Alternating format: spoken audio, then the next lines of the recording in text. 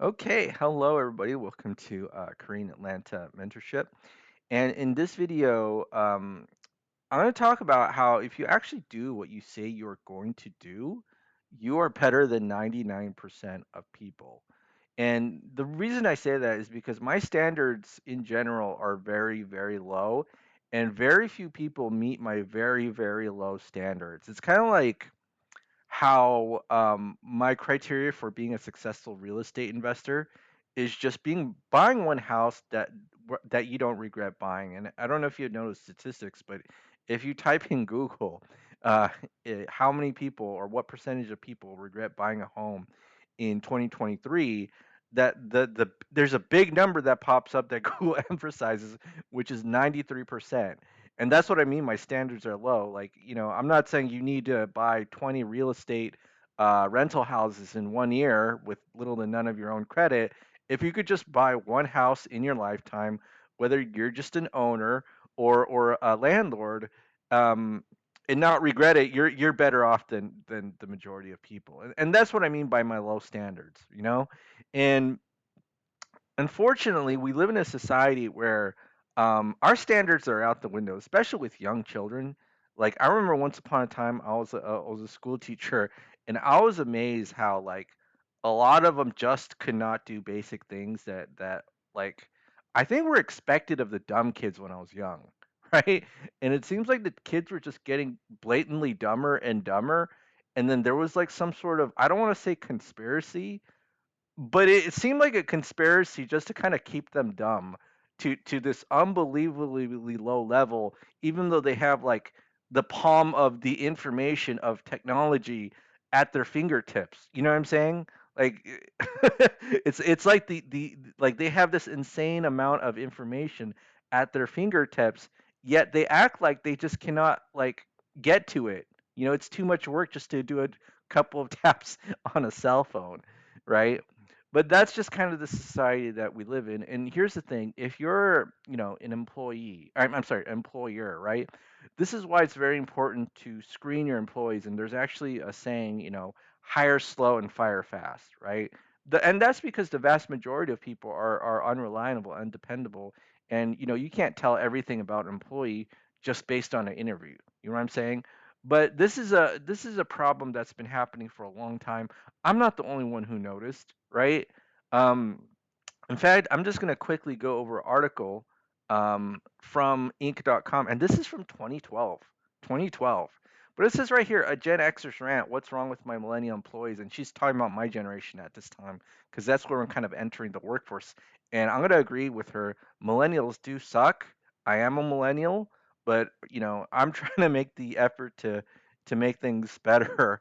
Hopefully for maybe my generation, whoever, right? But it says, doesn't anyone under 30 want to work? One Gen X business owner laments an all too common workplace generation gap.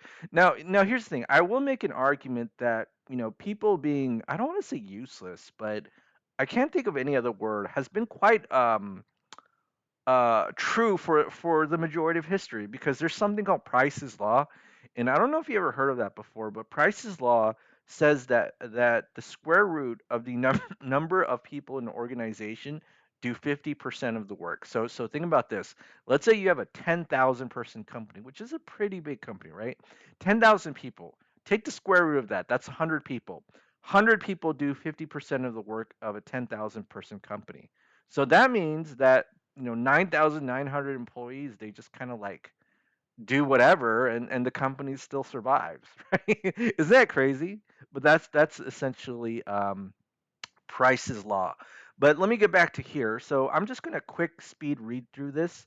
But this author, who's a business owner, says, I never imagined that the toughest problem I would have in running a multi-million dollar business would not be getting off the ground, staying afloat, or growing at a rapid pace. While all huge challenges, they're a walk in the park compared to the biggest obstacle I've dealt with in 5.5 years of business: recruiting a group of loyal, competent young employees under 30 years old, right? And I'm just going to skip through this, but here's one thing that I want to talk about is that I don't remember the last time I told a new employee something that he or she followed verbatim for the first time. In the beginning, before they understand implicitly that carelessness is not a value we favor, almost all millennials demonstrate that they don't care what the consequences of their actions will be. These are all activities they seem to think are normal, sending emails with clients with blatant grammatical mistakes, knowingly telling customers incorrect information because they think that's a better answer, and ignoring an inquiry for the boss. Second one is they don't follow through, and this is a huge one.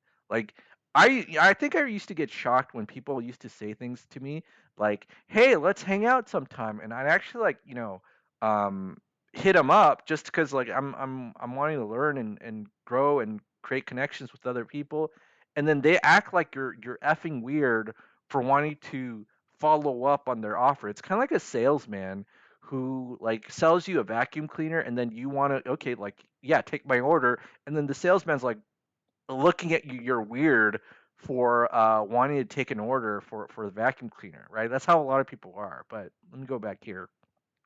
So they don't follow through. If they end the day without finishing the task, they'll come in the next morning and forget they needed to finish it. I see myself explain over and over again the term follow through as if we're some sort of complex mathematical equation that only rocket scientists could grasp. Our normal expectation for an adult over 21 is they're able to take care of tasks with little supervision without having to be reminded. But that's not the case with even our most millennials. And I'll just, you know what? I know it's talking about my generation, and I actually agree, but I want to just cross this out and put society. You know what I mean?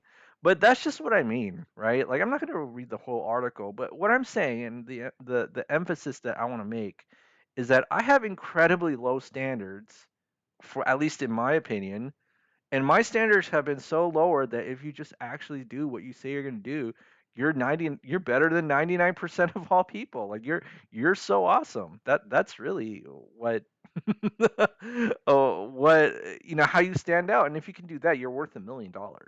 Like I think you are. And this is why like I know that I'll be paid forever for the rest of my life just because I do what I say I'm going to do. And this is why I don't over exaggerate and create false promises because I'm going to do what I'm saying I'm going to do, right? Like I don't tell anybody that I'm going to guarantee you success because I can't, but I can try to help you get there, right? And so here's the thing. If you're interested in working with somebody who actually says, uh, I'm going to do what I say I'm going to do, go ahead and click the Google form link below if you're interested in joining our group. Uh, Not only do you learn about, really popular things like velocity banking, financial literacy, real estate investing education, but you get to work with someone who's actually going to say what I'm going to do, right? Like that's I guess that makes me worth $1 million based on what I've said. All right, well, that's it for this video, everybody. Well, have a great day, and we will speak next time.